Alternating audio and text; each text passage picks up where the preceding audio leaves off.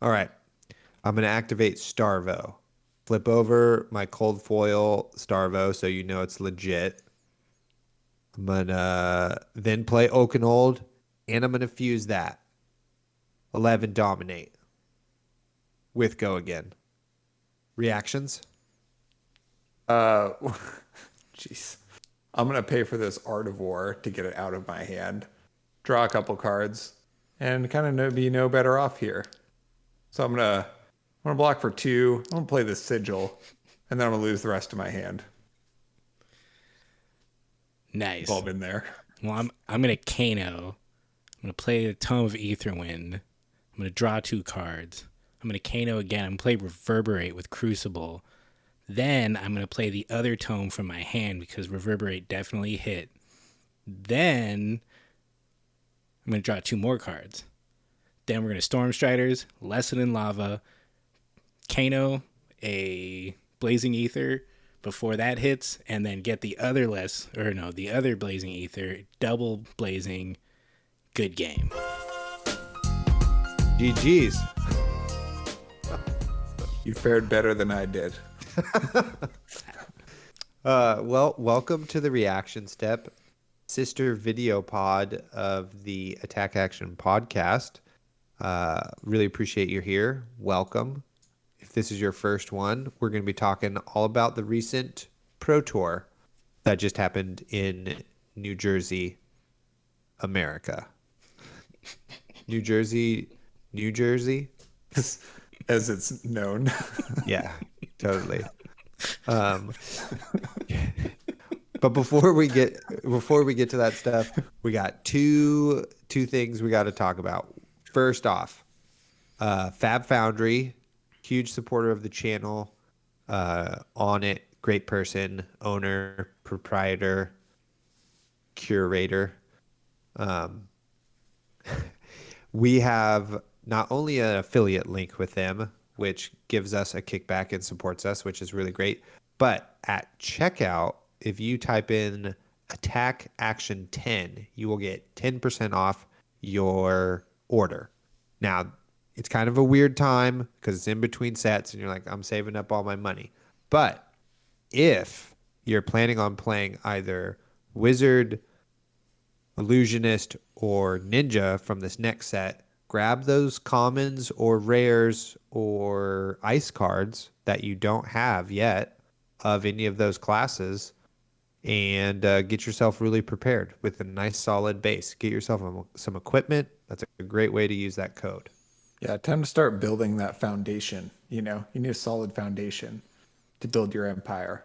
Or if you need to buy But play sets of every single cold foil item from Everfest, you could also do that. Yeah, that's also a dope move.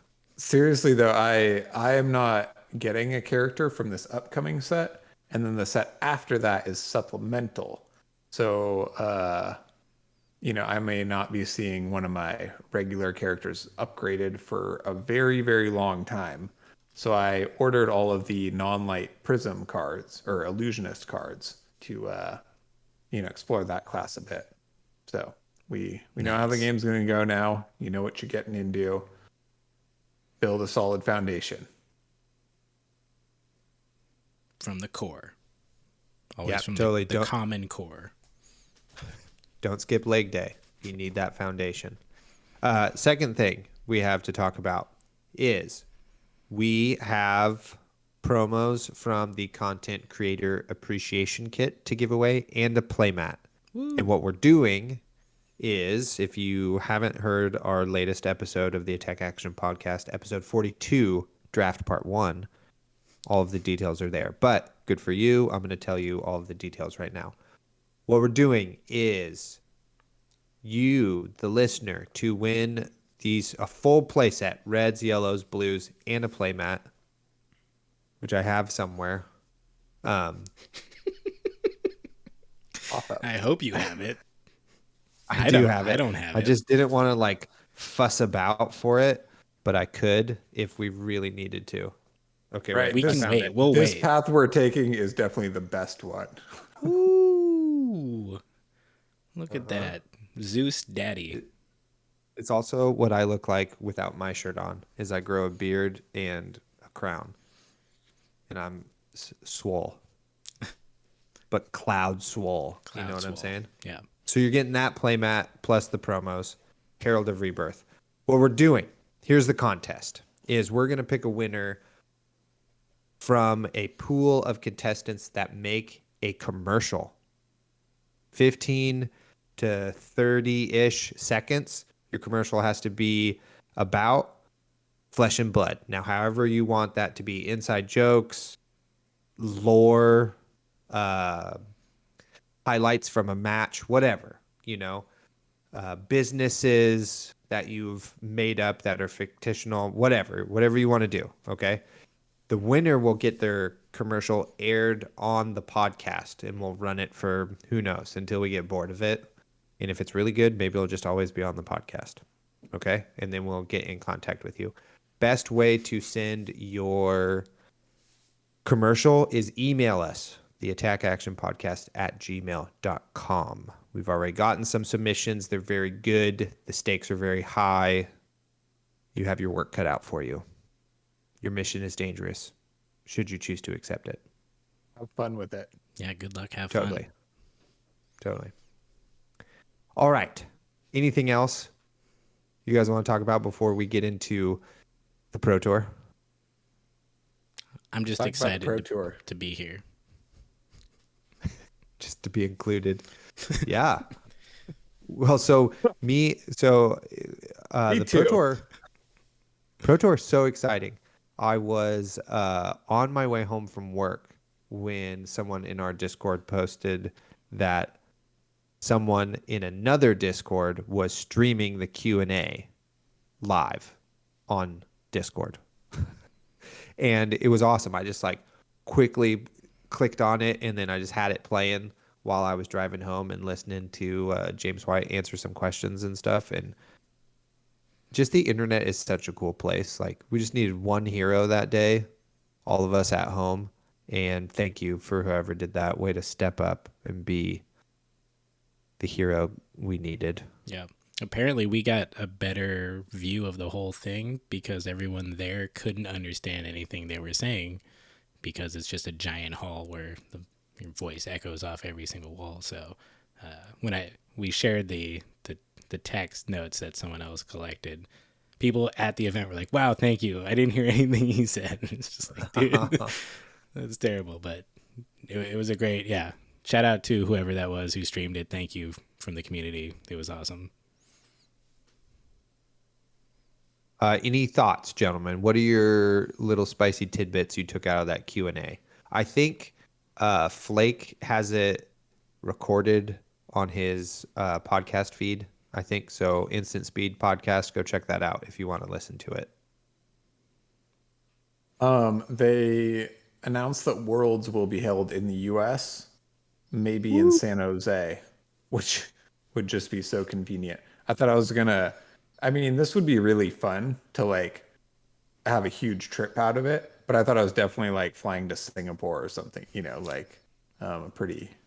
Yeah. Doesn't mean I can't have a huge trip, besides that, but it'll just be really convenient, especially since we don't know the dates and all that. For me personally, I guess for all three of us. Yeah, if it's on the West Coast, I'm going. Totally, 100%. I won't qualify. We haven't but I will go. We haven't gotten one yet. Yeah, we haven't gotten a major event on the coast, the left coast. Yeah, for sure. If it's over here somewhere, I mean, we're going. I'm not qualified for Worlds. I have no PTI. Who cares? We will accept them as gifts, though. So if you want to send Taylor and I so that we can hang out with Isaac, who is better than us, do that, and we'll go, and we'll thank you profusely. We'll do you proud. Totally. We'll do you proud. Yeah. Or LSS. I only have one PTI, so I can't bring you guys. No, I know. I know you. But we'll go with you. Don't worry about it, dude. Yeah. When someone gifts it to us. Yeah, someone else will. Thank you in advance. Also, if LSS, if you want to give us a press pass, we'll also take that. will also go. Yeah. Also, if you have a calling or a battle hardened, I'll probably go and play in those. Anyway, I digress. That was a great tidbit, Isaac. What I enjoyed was somebody asked about the new Ninja Phi, and James White had this long kind of lore story about how the ruling class in Volcor is like represented by a dragon, and then there's this like cycle of rebirth in Volcor where the common folk, who are represented by a phoenix, rise up and take over and overthrow the government. And Phi is like the leader of the uprising, and that made me like pretty stoked about that and that character. Yeah, I'm pretty into this lore story just because like the Solanan, like I don't know, keeping the pits down and like pillaging the savage lands and just kind of like, I just wasn't really into it. I'm into this like Phoenix Rebellion, but like Matrix cyclical nature of it. You know what I mean? It's like all very interesting and kind of like fresh for the world of Wraith. I'm pretty excited to like see what, as we talked about before, Arya wasn't like super lore rich, and like this chapter I'm really excited to kind of like see what happens and what develops. Yeah. It's really cool too that the Phoenix idea with the draconic talent that seems to play with the graveyard a bit, kind of reborn, if you will, from the ashes of your past plays. That really hits, and I think it's going to be really cool. I don't know. I'm so conflicted. I want to play all these new heroes, and I know there's just not enough time, but I think the new ninja is going to be sweet. Yeah. It makes me want to play ninja. I'm not like really attracted to that class per se, but Phi might push me over into that class for sure.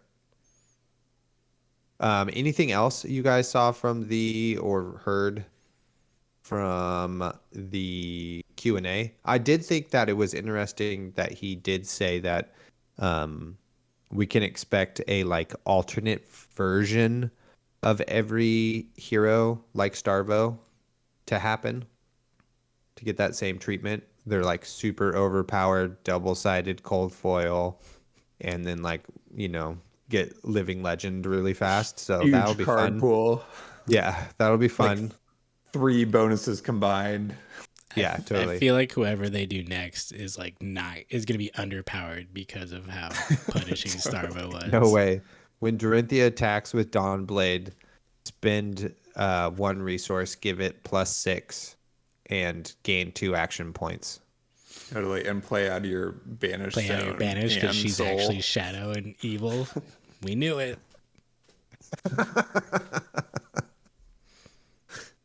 I did think the kind of call out, I think it was question 1, where it was just like, what the hell was Starvo?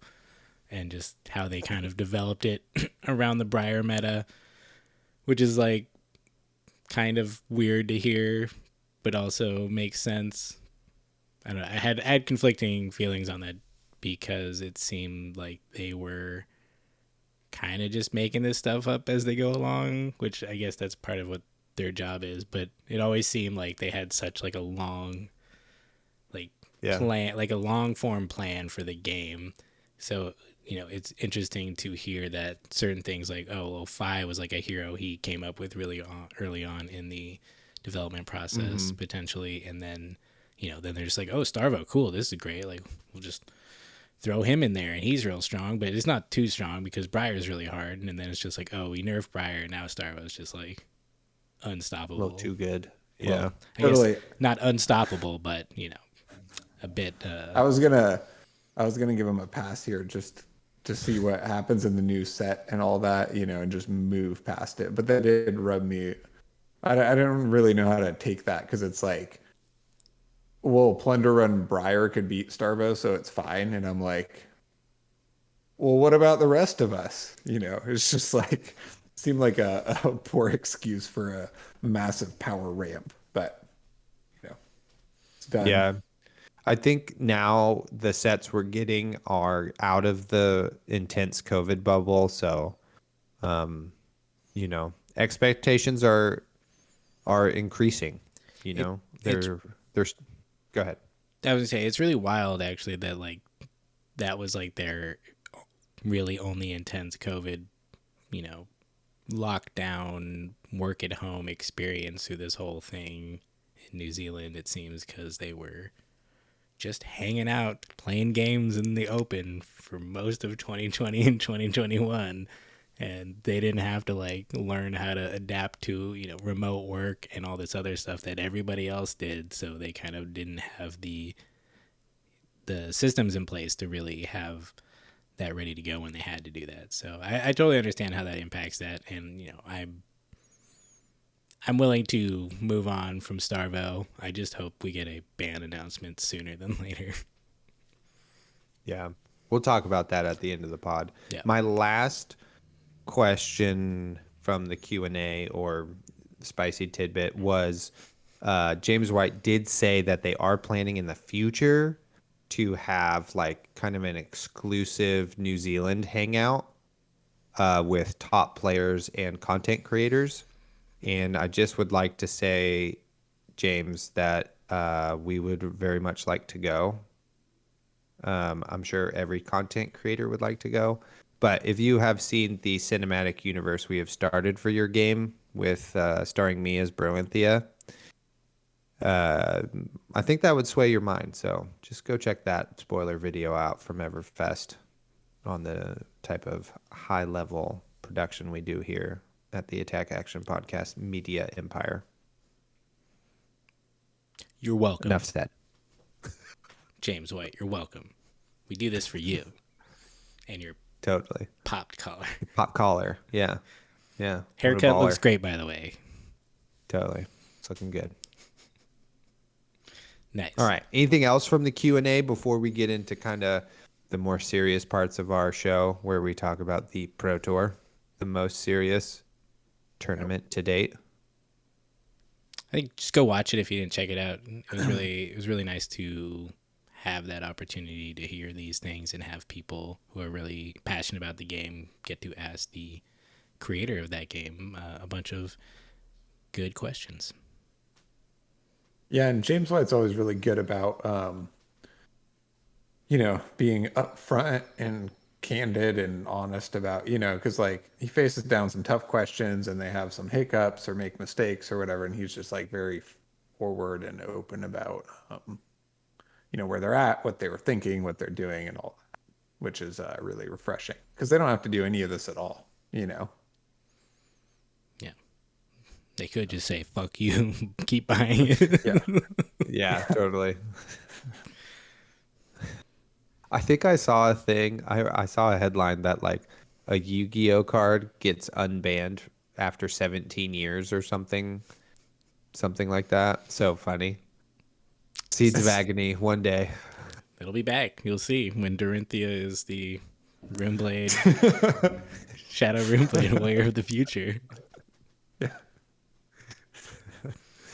The The warrior of our nightmares. So good. Okay, let's talk about the Pro Tour. So, Yeah, give us let's talk about the breakdown first. Yeah. Set the stage here. All right. yeah, totally. I got this. Okay. Starting from Go the for it, bottom. baby. Other 10. 10 other heroes. I think we've got Leviah in here. Who else? Nobody else. Rhinar. Katsu, Rhinar. No, Katsu's up above. Azalea. Was there any Azalea? We don't even know. I don't know. It's- That's just who could the It's others just be. who could be there. Benji, Cavden. Oh yeah, there all was the a, homies. there was a Benji and a Kasai in the calling the next day. So. I heard that, yeah. All right, going up never from know. there. Unknown other. Viserai at 6, which I think is criminal because I still think he's very good. Kaino at 7, dark horse of the whole thing. Katsu 8, Dash 11, Oldham 14, Lexi at 20, Briar 22, and then we have the huge jump up into Prism 57, Chain at 78, and Bravo at 132, which is basically as much as Chain and Prism put together. So just exponential. And for some perspective, I think that it's like 260 something of the top 3, and then it's like 80 something of everybody else. Yeah. And Yeah, then it's like obviously Starvo is huge. 3/4 of the whole pie of the tournament are just those 3 decks. Yep. You know, Yeah.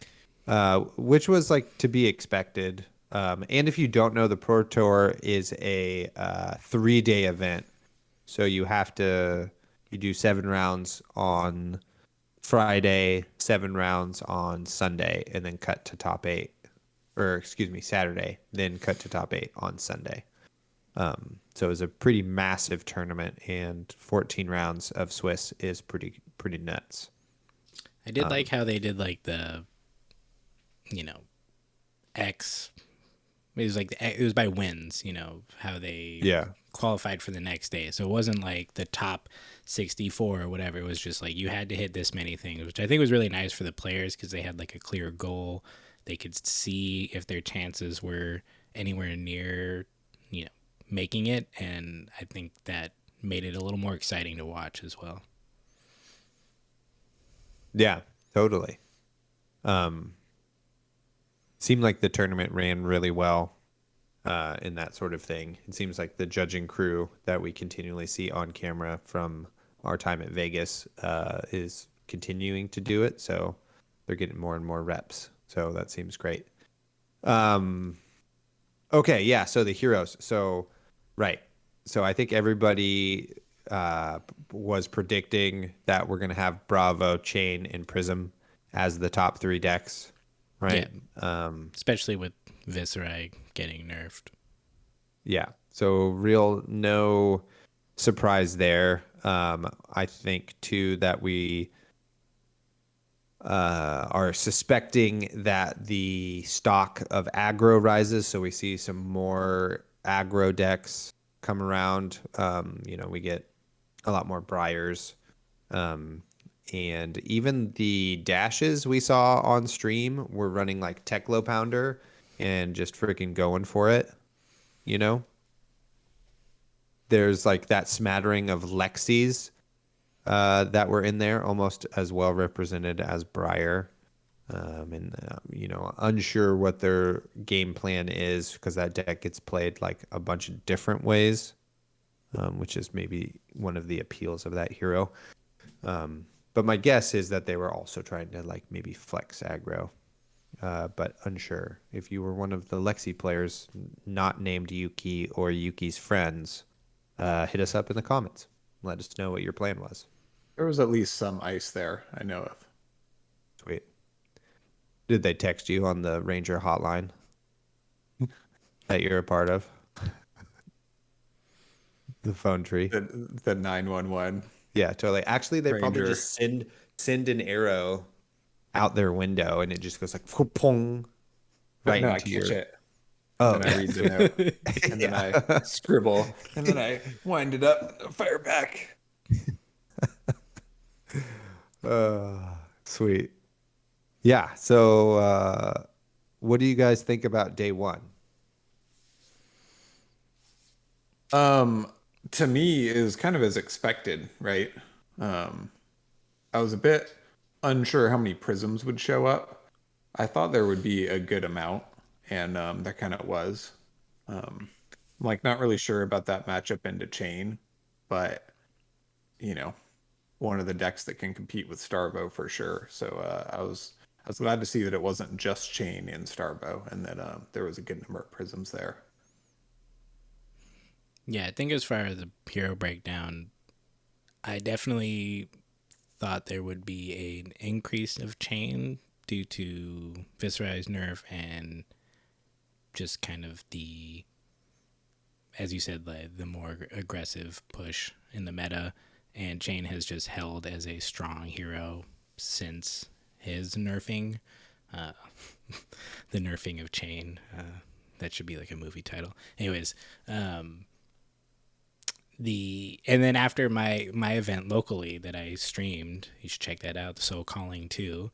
I was commentating. Great time. There was a lot of chain players there, and they did pretty well through the whole tournament. So it seemed like a very strong deck in many different configurations. I think we saw a lot on stream as well, but it definitely has that flexibility or moldability to your play style that seems really interesting. So that was cool, and I agree, Isaac.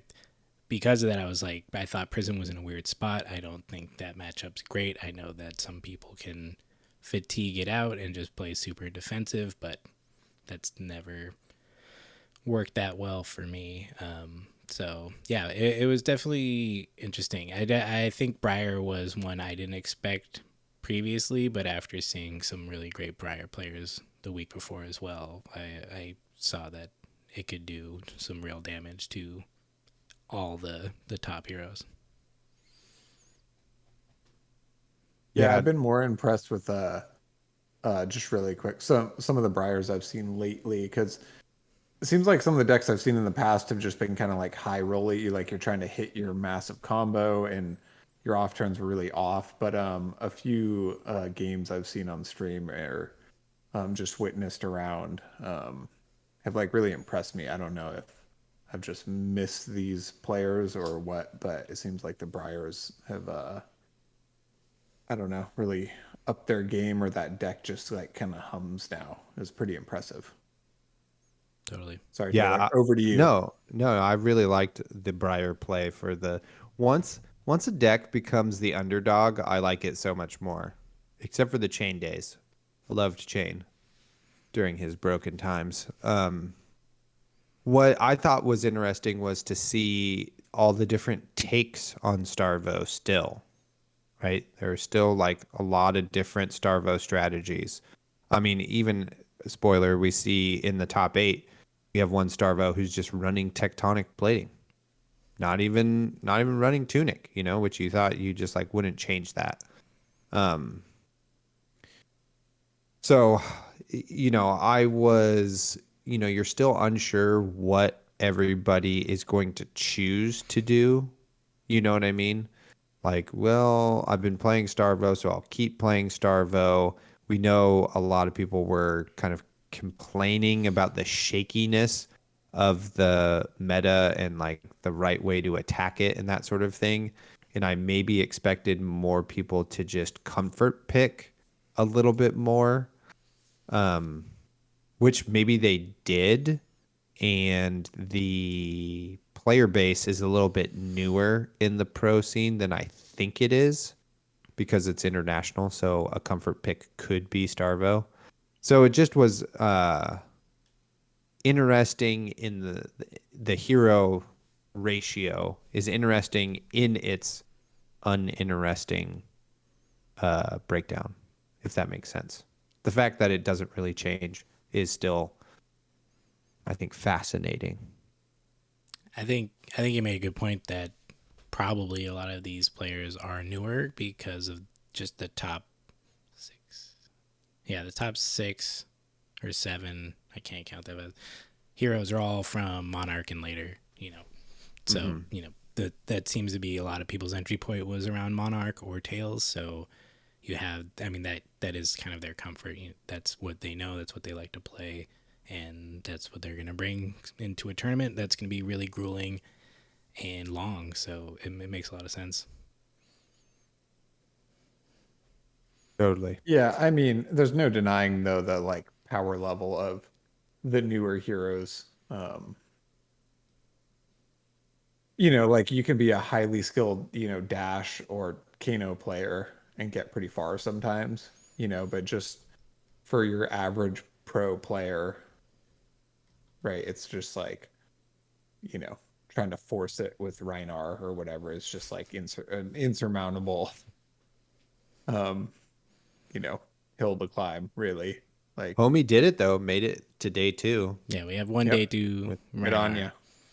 Yeah. I will say that I think Dash was a bad choice I think a lot of people were like, "Oh, Dash is good in this meta." I was like, "I don't think so. Pretty sure it's not good. I don't think it can do as much damage as a lot of these other more aggressive decks, but I know a lot of people love it, so that's fine." But Yeah. another hero that people didn't think would do well in any event was our boy Kaino. And guess what? This is the fire symbol. He's pretty good. He's pretty good. Yeah.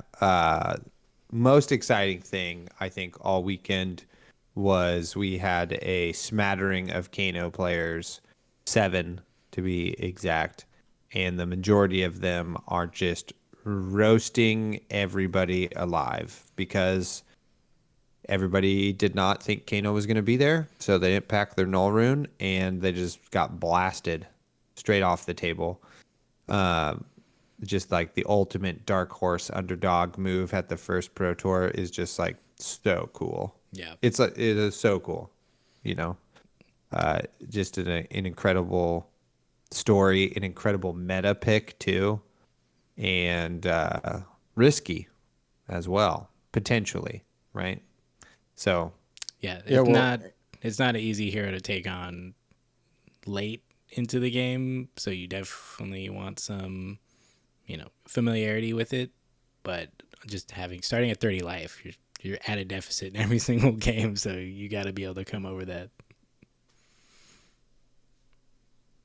one thing I like about Kano though is he cuts armor out of the equation, right? So, some of these matches are like it's like you're starting at 40 and your opponent's starting at 52 life or something like that, right? With the armor differential. So like Kano being 30 to 40 and not having any action points or anything is definitely like a very difficult deck to play. But, at least there's that like tiny silver lining, right? Like you're not down to their life and their armor.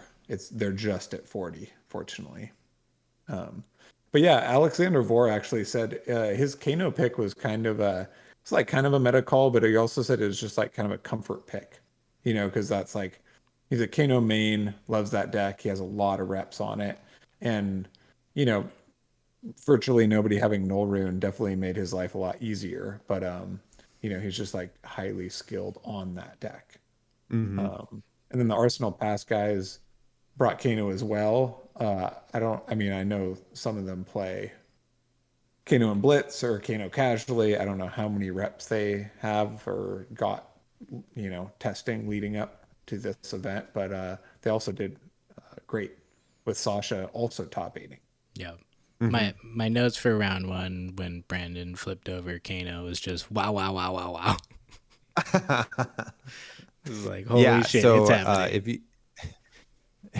if you don't know, you can watch all of these games back, the ones that were on the feature match anyway, on Channel Fireball's Twitch stream, and the watching every player play for I think 98% of every game, I was like, oh, these are pros. The games are really tight. Everybody has like a game plan to try to win the game. Uh, it was good. It seemed like pro play, which was, I think, really good and refreshing to watch, and it made it really enjoyable as a viewer. Me and Colin were just freaking getting up at 5:30 in the morning, making our coffee, and just hopping onto the Discord with our boy Patrick. Shout out to Patrick, and just watching the games all day long. It was actually kind of cool that it was like so early, because then you're like done at 1 and you're like, oh, I still have a day. Yeah. So I'm exhausted, but I still have a day. Yeah. I Totally. slow rolled it. I was like one eye open with my AirPods in. I'm looking at my phone to see if they've started. Trying not to wake up my wife. And just like, okay, I should go make some coffee, and then I'd find Taylor in the Discord. But yeah, it was good. also on that grind. Yeah, I'm on that grind. I'm on that streaming, just consumption grind all day, watching videos.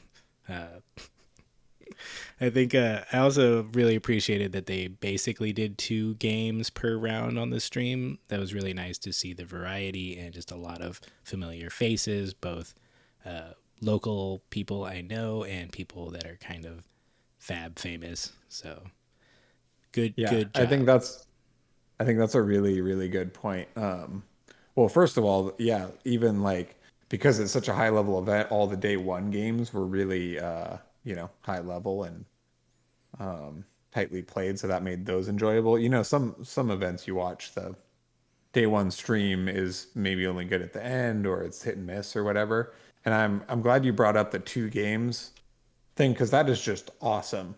And I know it's twice as much equipment, but it's just like they got to do that every time because in this, especially like what can be a super fast meta, like CC games can last like 5 minutes, right? Yeah. So just having another game to show is really crucial because otherwise you just watch a game for like 10 minutes and then you're like, well, then they're going to be late starting the next one. What do I do for like 40 minutes?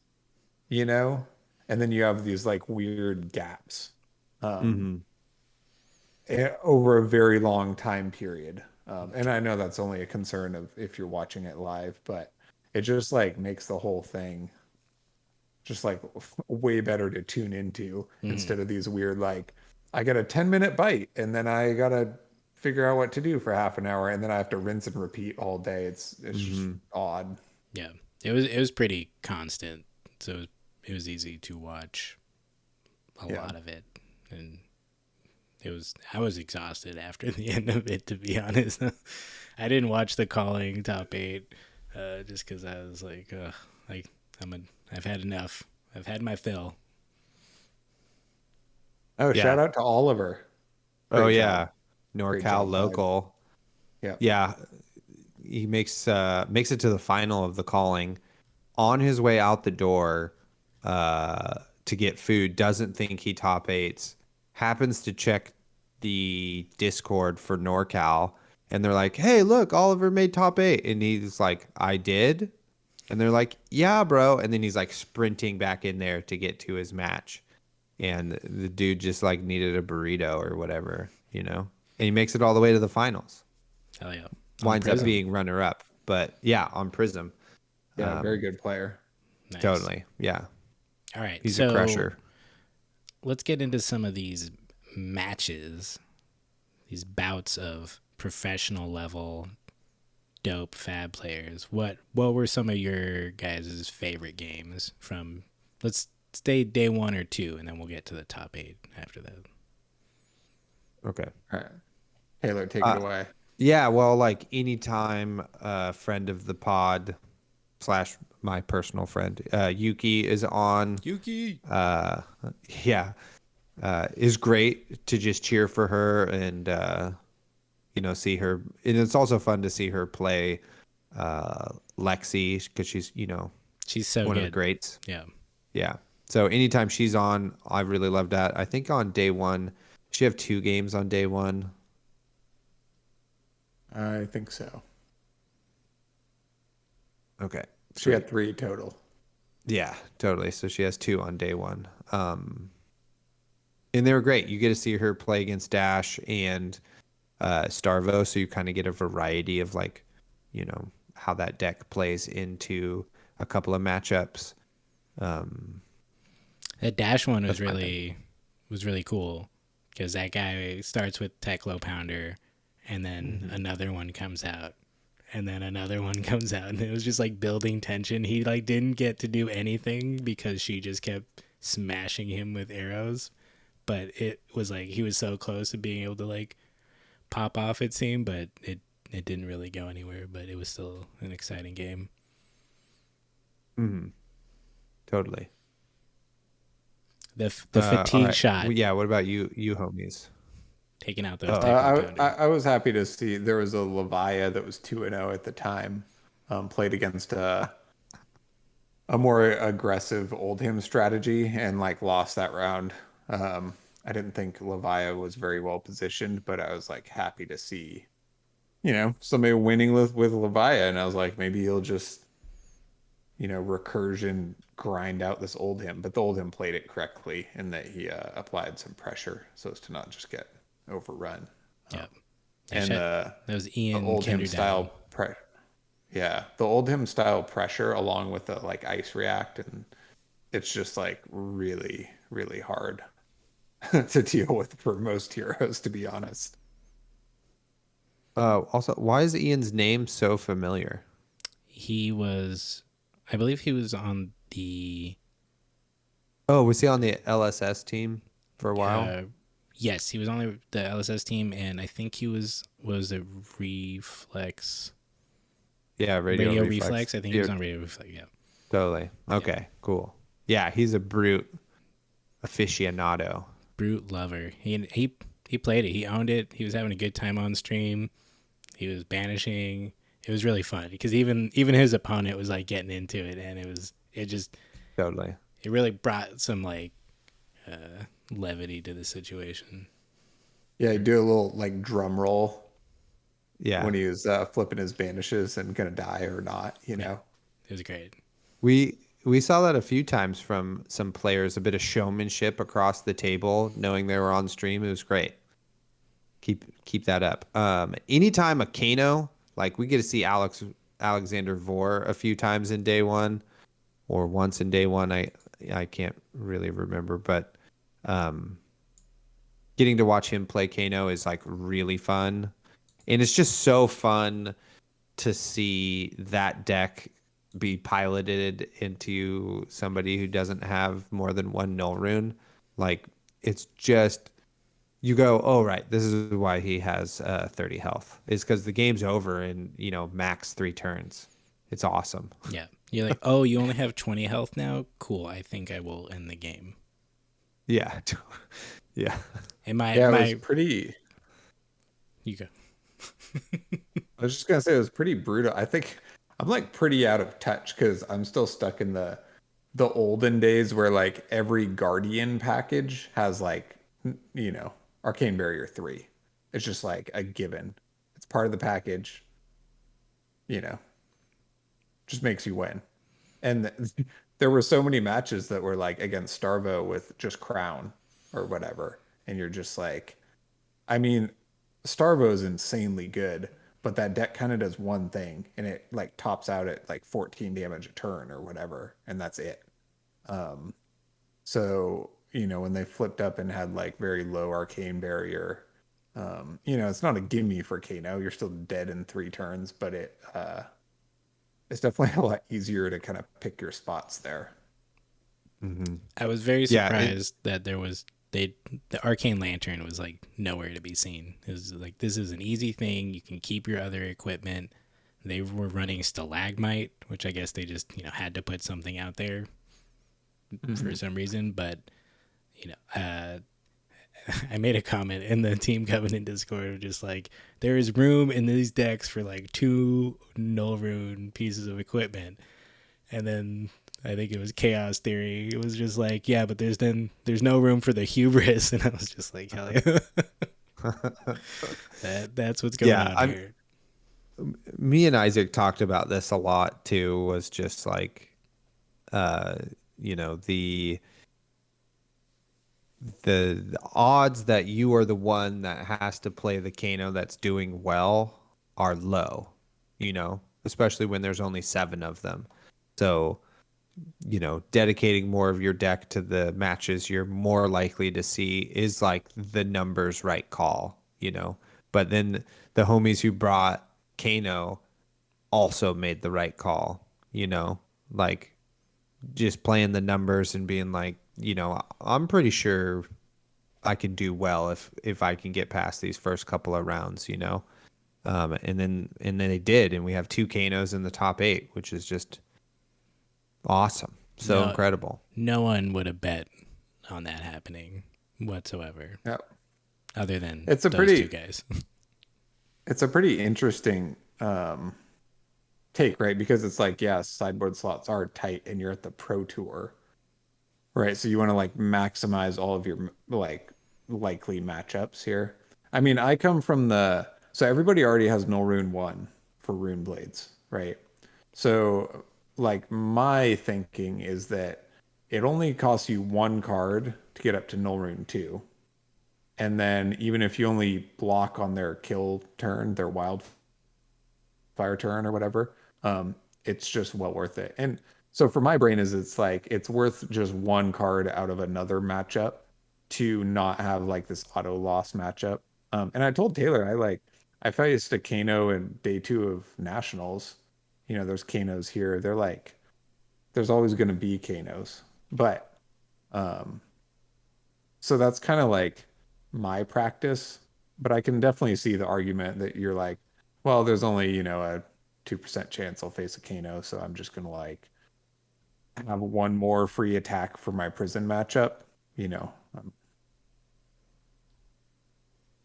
Yeah, Totally. it's interesting, and we'll see if that has any sort of ripple effect in future pro tours and deck building uh, in general. Like, is anybody going to actually be taking those risks now? You know, yeah, because there's like a situation where the Kanos like do make it to the finals, and it's a Kano mirror, hmm in the I finals of the wanted that first pro so tour. bad. I wanted that so bad. That was Totally. gonna be so cool. I wish they just played a Yeah. game on stream, the two of them, to see what happened. But Yeah. And I think also an interesting thing too is when you look at those deck lists, how different they really are and how successful they both are too. You know, hmm like there is not a there's some the variation between the Starvo lists is less than the variation between those two Kano lists.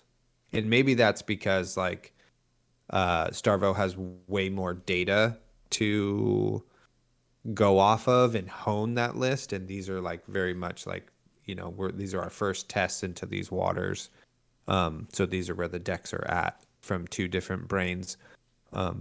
Well, and but like two different high level testing groups in this meta. You know, I mean, they're not just going in untested, so they arrived at these lists knowing they were proven. Totally. But you also don't have like it's not like you were winning Proquest qualifiers as Kano, Yeah. all season leading up to this like we have with Starvo. Yeah, I'm not saying they're untested, I'm just saying they're uh, the data on them is just a little bit different than it is for the rest of the decks. So, And it'll but be cool. interesting to see. Well, Go my ahead. last point was just so cool that the uh, you can have such variation in one deck and have you know both get top eights with two different lists. It wasn't like two dudes from the same team with the same list made it. It was like two completely different teams on different lists. So Mhm. just really cool. I was going to say it'll be interesting to see how this shakes out in the coming weeks of ProQuest. Just because, as like a Kano amateur, it's like it's hard to play Kano like Alexander Vor, right? It's a very difficult hero to play. Um, and you can play at such a level that even if your opponent has Arcane Barrier, you can still pull out wins. But it's not like I don't think for this coming ProQuest season, everybody's just gonna pick up Kano and be like, "Well, this deck's actually good," and then see success with it. It's it's like not that easy, you know. Hmm. I think people will up their Arcane Barrier in their sideboard, but I think most of it will probably go unused. You know. I think there's definitely gonna be an uptick in Kano players. I think the hardest part with Kano is there's not as much content or things to learn from.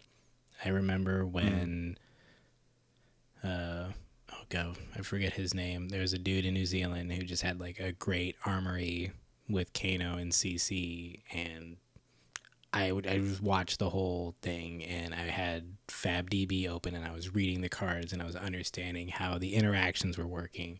And I think that's the hardest part, is just knowing how those things work and what those lines could be. And then now we've got these really great games on camera that people can watch and be like, oh, okay, like I knew that they did this, and they can like get a feel for it and understand it, and then try to come up with their own lines and figure that out. So I think we'll definitely see an uptake. I think some of them are going to be disappointed because it's very hard, and people are also going to react on the opposite end and bring their null rune, and that it just makes your job that much tougher. So it'll be interesting. I think it's going to have some effect, and then I believe it'll calm down, and then people will forget to bring their arcane barrier again, and then Kaino will strike, just to remind everybody that you need to pack your null rune when you're coming to Volcor. It's just yeah, I agree. It's just like you can't pick up Kano and just like play out your cards like an aggro deck, when you have like a deja vu potion, or you like opt off a spindle and don't see the hand you want or whatever. The lines are just like a lot more complex, and I don't know, harder to learn. I think it's harder to learn off of the plays you make, because you're not just given this instant feedback of this like simple decision or whatever. Yeah. So and it's your like, game I is think it'll short turn. too. Yeah, I think it'll turn off a lot of players just because it's just like, I don't know. The lines aren't apparent ever. I mean, I wouldn't say they're not apparent. I'd say that there's so much variation in what they could be, that the like best line is deeply hidden somewhere. Yeah. And Yeah, that's what I meant. Yeah. So there's a lot of lines, and some will be okay, and some might even win you the game eventually. But then there's the ones that are just like insane, that just you feed into each other and they keep going, and you've got 8 cards on the chain and 6 pitched and 2 in hand somehow, and it's just like they keep going, and it's the coolest thing for you, probably not for the person you're playing, but they also get to feel cool in other matchups, so that's fine. Totally. Should we move on to day 2 in more earnest fashion? Talk about the numbers and the conversion and stuff. Do it. Sure. I just want to point out, my favorite match was the Yuki versus Vor match. That was pretty absurd. Like Yuki's, so In day 2? just like high rolling, the shit out of Alexander Vor, and then he, high rolls her back at the last second. It's like a glorious match. Yeah. Double wildfire does 49 damage. Yeah. Crazy. So there's also a moment where Yuki thinks about popping her arcane barrier to push more damage, her bracers, and then doesn't. I don't know if that's the right choice or not, but there's just a lot of like decision points in a very powerful short game. Yeah. It was a really exciting game. Yeah, totally. I remember watching it and I sent Yuki a message like, "Come on, just high roll him off the table," And she was doing it, and I'm sitting there going to call, and she's doing it, And then she also got high rolled, so yeah. I mean, he Very dug talented for it, though. play, though. Yeah. He had to do some crazy stuff to get there. He did. Yeah, Totally. It was nuts. Didn't just present itself. It like took a master player to get there. I do think, was that the one where he kept opting and then he hit the tome off of Kaino and off a blind Kaino, and it was just like, oh my God. It was like the only thing he could hit that was going to like really save him, and he got there, and it was great. It was a great stream. Totally. But he popped his lens, he pitched the eye, and then later on he deja vu the eye back on top to draw it, to then opt some more by pitching it again. So he was like burning through cards, digging for what he needed, It's crazy. Yeah, it's great. Yes. That's probably my favorite game of day 2 for sure. It's either that or I really loved the Zach Bunn versus Sasha Markovic game. It's like round 13. They both need to win to keep their hopes alive for top 8. And the game really goes down to a really interesting decision on the final kill turn. And it really happened. It like really comes down to, I think, because Zach's on the play. his sequencing of that turn kind of dictated his loss a little bit. I'm not trying to say he like made a mistake because it's like really hard and it was like a pretty classic like normal play, but that's like the hard part about when you face Kaino, even with Arcane Barrier 3, is that your sequencing also matters when you're getting down to it, you know. So it's just interesting to sit there and it's a little like flesh and blood puzzle. Like, how do I sequence this to maximize my play so that I don't die, type of thing. I think we've glossed over also the kind of conversion rates of players and what day 2 looked like. Colin, you want to hit us with that again because you did so great the first time? Bottom up. Let's do it. Conversion rate, Colin. Let's go. Coming to you live from the Conversion Center, Pro Tour, New Jersey, America. Reinar, 1 player. You're a hero to all of us. Viserai, 1 player. I'm pretty sure that it was John Ho. Hell yeah, John Ho. We had 3 Lexis. 4 Sir Bolton. Forgot he was in the other there. That's pretty interesting conversion rate. 4 Kaino of 7 total. 4 Dash, 5 Oldhim, 6 Briar, and then of course our top 3, 36 Prism, 36 Chain, and 74 Bravo star of the show. Conversion. So for me, what jumps off the page are obviously the Kainos, right? Like 4 of 7 make it, but hardly any of the Lexis made it day 2. You know, way less than I think even the Briars, right? There were like more Briars and they had similar numbers. Well, half is less, right? And then that Oldheim has like a better conversion rate because Lexi day 1 is the 4th most represented hero, and then Oldheim winds up being the 4th represented hero, you know? Yeah, 3 out of 22 is like pretty abysmal. Pretty terrible. And then we see the other 3, the top 3 heroes, Starvo, Prism, and Chain, just basically are half of the players that played them made it. A little bit more in some cases. I'm looking at these numbers, and Sir Bolton might have had 100% conversion rate to day 2. I know. I was trying to figure that out. He's like, there's 4 of them of the 10 other decks. Yeah. And we know one of them is that Reinar that's out there. That's just wild. Good job. Yeah.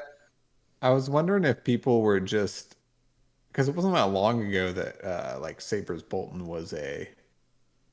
had more of a presence, but if people were just like rusty or unprepared to face that deck, because it is a bit fragile, right? Like you can disrupt what's happening and kind of run them over, but you know, they don't really need that long to kill you if you don't play it properly. Totally. Yeah. Yeah. In like, yeah, I don't know. It would be, dang, I just drew on my pants. Oh, are they black pants? No. Sorry, just fidgeting. Anyway, I digress. There's more than one way to play Bolton. So if you were one of those Bolton players hanging out with the other Bolton players, are you on Sabers or are you on Raiden? What's your game plan? You know, we're just assuming it's on Sabers because that's the most popular build in recent history. And everyone, I think, knows my feelings on that. So I will not rehash them now on this podcast. We did see a Sabers Bolton on stream day 1.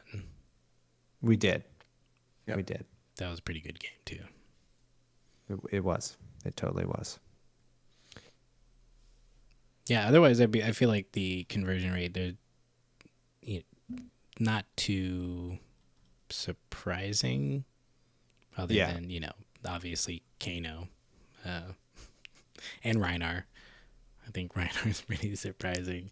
I'm a little surprised Lexi didn't do better, but I know that it can be really hard, and like we said before, the variation of how you can build that deck really stipulates what I think your chances are in this meta.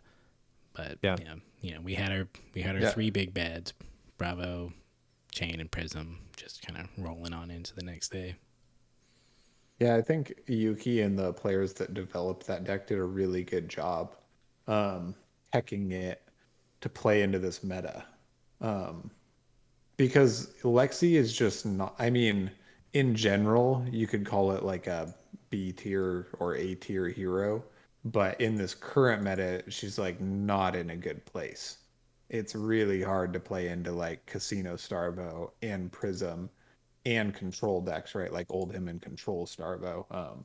You're just like, sitting in a pretty bad spot. So I thought more Lexis would convert just by like odds, but I guess I'm not really too surprised, unfortunately. Yeah. Should we move into top 8? I feel like we've talked about our day 2s Yep. quite Let's a do bit. it. So top 8. What you're really striving for here is to make top 8. We get 2 Kainos, 3 Starvos, 1 Briar, 1 Chain, and 1 Prism. Super interesting that 2 of the 4 Kainos make it to top 8, which is pretty crazy. And 1 of the Briars makes it, which I think is also really interesting. But other than that, we have like the representation of the other decks. And it wasn't an all Starvo top 8, which was really cool. And another thing I forgot to mention earlier, it was great to see all these other players from different countries. And I think the only repeat of people in the top 8 there were 2 Americans. Everybody else was from a different country. And that was just like awesome. Yep. Super, super awesome. Great diversity of heroes and nationalities. So true. So right away, our Kaino dreams are dashed as Alex Vore plays Jacob Shaker. Kaino versus Briar. Just couldn't get all the way there. It felt like at the time there was maybe a line for Alexander to go for, but it just kind of did not like work out that way. And it seemed like Jacob played it pretty safe, but held on with like enough pressure throughout the game. Yeah, Well, definitely. it kind of looked like he just went for it, bricked off the top. And then the next turn, I can't remember what he drew, but I don't know if it was like all reds or whatever, and then had to block out. Yeah, it was the least exciting, one of the least exciting Wizard matches on the stream, I think. Unfortunately, Jacob, apparently a newer player, he had like no event history basically that they had, or it was like very little. It was like I think he won a Proquest, something like that, and I think the best part of that stream is when Alexander Vore Kainos and Ether Wildfire, and Jacob's eyes just bulge a little bit. Yeah, he goes like. But Yeah, fortunately that's for good. him, Alexander Vore couldn't quite figure it out. There was a point where I kind of thought he might have had lethal if he did, kind of played a little bit differently, but I'm not quite sure. I actually have to go back and look at that. But yeah, otherwise Jacob was just like holding a blue non-attack action and pitching it to Arcane Barrier, and then having really optimal turns for the most part until he gets his Mount Heroic out and then goes for lethal, where Vore just couldn't dig it out this time. Yeah. But still, congratulations to those players. They played really well. The next one, we have the Starvo mirror. And it kind of goes how like sometimes Starvo mirrors can go. Either they're just like throwing their staunch responses and turn timbers at one another while they try to like chip in damage, and then somebody wins. I'm just kidding. I know there's a lot that goes into these mirrors. Sorry, don't get mad. I tuned Don't you get out when mad. you were talking about it. I don't even know. But Florin really put a lot of pressure on with a lot of Oakenolds and that sort of thing, and just kind of outvalued his opponent. So moving on to the next round. I don't know if we need to go through all of these play by play or whatever. Um, I don't have to. You're doing it. I know. I It's just up was to you. kind of going through it. Okay, well, the big story out of top 8, right, is that the finals is Pablo versus Isaac, so it's Chain versus Starvo. No, And Florin was in the final. sorry, Yeah, so sorry. yeah. Yeah. My bad, Florin. Um, I think the MVP card of the whole tournament has been Toma Findall. Like, Kainos are using that to stay alive, draw more cards, and Pablo has used it in the top 8 as well to really swing the tide in his favor, especially in his semifinals match where it seemed like the tempo was kind of slipping away from him, and he pulls off a like creepers Toma Findall play and gains some health, and then now has like cards to play his turn, which was just pivotal in that game. And he uses it again in the finals as well, and just has like he just has a really great game and a really great game plan, and his play was really tight, and he just like outvalued Starvo in in his match, and he just did a really great job. And it's a really exciting finish too. He has a Art of War. He has the patience to save his Art of War for when it will be more impactful, and uses it to push some final damage and get go again and finish off his opponent. So huge congratulations to Pablo from España. Yeah, that was a really clutch maneuver, saving the Art of War instead of burning it. And I think he was also running yellow belittles, which may Yeah. sound like too many belittles, but I mean, those cards are just like net positive. So apparently you can't run too many because it's just like free money or cards, which is kind of, really, really helps chain out, especially with the option every time you play one. Yeah, totally. I did. Oh, go ahead. I was just gonna jump off that the ability, because I put together Pablo's list and we played last night, Isaac, and just from that it was very cool to see the flexibility of getting the resource when you need it, or grabbing a powerful non-attack action which you might just arsenal and save for your next turn to have it even a bigger turn, and both those things felt really good. So it was cool to see that, and I agree that the Toma Findell tech on creepers is super cool. I saw some chains running that. I didn't see him pull it off, but I saw them running it. I was like, ooh, creepers, yes, that's awesome. Yeah. Another note I was going to say, I really like the. I mean, every Starvo runs Tunic, right? Now, I think mostly because of the value with Crown. But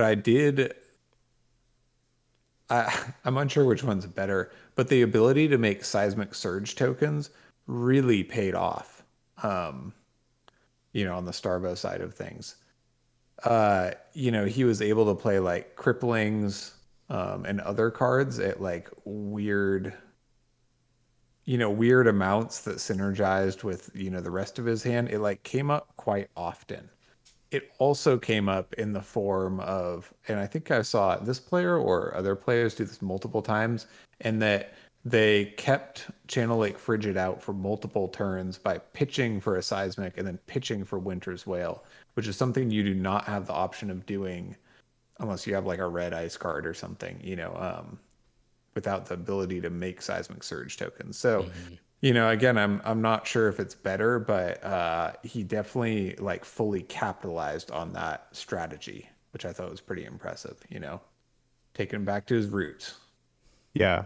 I actually think that was maybe the, and this is just like from my perspective, not definitive, but it seemed to me that Florin had a chance to deal a bit more damage, but instead decided to like play out his Channel Lake Frigid or keep it around. I can't remember which one it was in the finals match, and I felt like the additional damage was maybe better for that particular spot. It's But tough. I mean, it's that always being a said, I'm gamble. also not on the Pro Tour. But yeah, right. It's like he just did it in the game before where he kept Channel Lake out for an extra turn, and that pretty much like won him the match. Yeah. Yeah, it's just like, does your opponent have one blue or three blues? You have like no idea. So Yeah. it's just, Or belittle, and then he just gets a blue to help him out. Yeah, totally. yeah, totally. I think So- that they both had really interesting versions of their decks that were tuned to how they like to play, and they both played them really well. Yeah. And I think that's why it was such a great final match. And I think that's the best thing we could have asked for, is just not something that was high rolly and non-interactive. This was super interactive. There was tough choices. You could see them figuring it out and playing really well, and it was super exciting. And both, deserve to be in that finals match. So congratulations to them. I don't know if you saw, I think it was today or yesterday on Twitter, Pablo's like at the airport with his giant check, and then his friends are playing a game of Fab on the check, like on top of their backpacks while they're waiting for their flight or something. I was like, that's awesome. Just don't stop. They played all weekend. They're just like, hey, let's play a game on our giant check. That is awesome. Yeah. So cool. Yeah. I mean, Pro Tour #1, huge success, right? I think in terms of how well the tournament ran as a viewer from home. I mean, I can't believe we didn't even talk about this huge story, is that Pablo went with the submarine strategy where he loses his first 2 rounds, goes 0-2, doesn't drop, wins the Pro Tour, Yeah. right?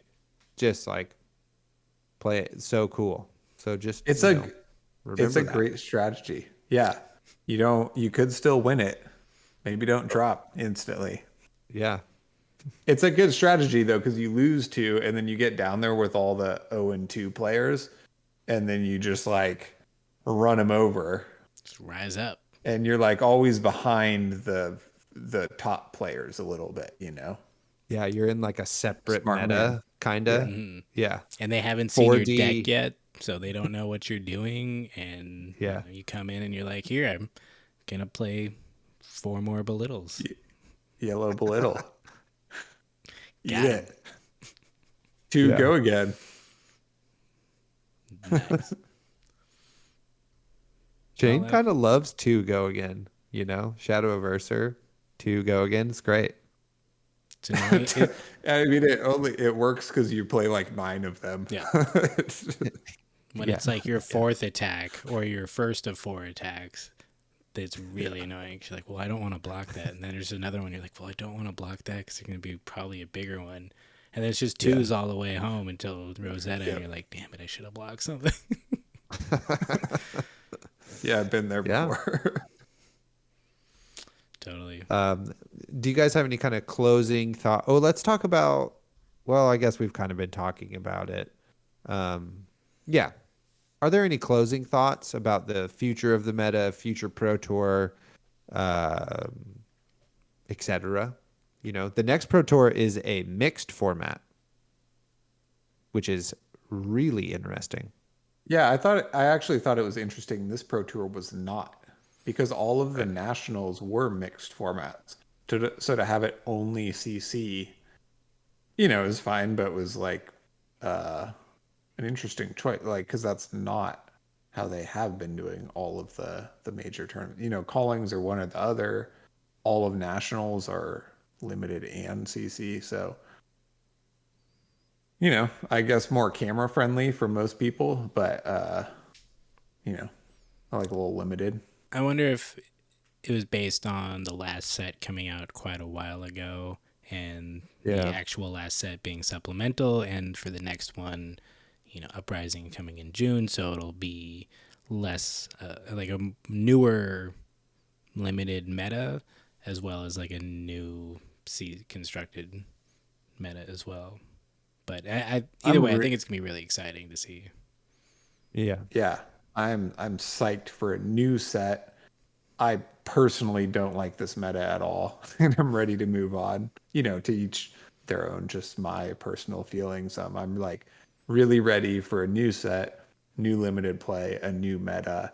I'm pretty stoked to just have fun opening boxes, playing limited, and then like diving into the Road to Nats and the next Pro Tour. That's it's gonna be great. It's gonna be great. Nothing's gonna I'm be also busted. adopting an illusionist hero that's gonna be well positioned. He's pre-picking the busted hero from the next set. He's got dragons, everybody. Oh, that we didn't talk about that. The one and only spoiler from the entire weekend, which I was hoping for something more than this, was the backside of Draconis Optimi, or whatever it is, which was the way to what was it called? Is the way you summon him. Invoke.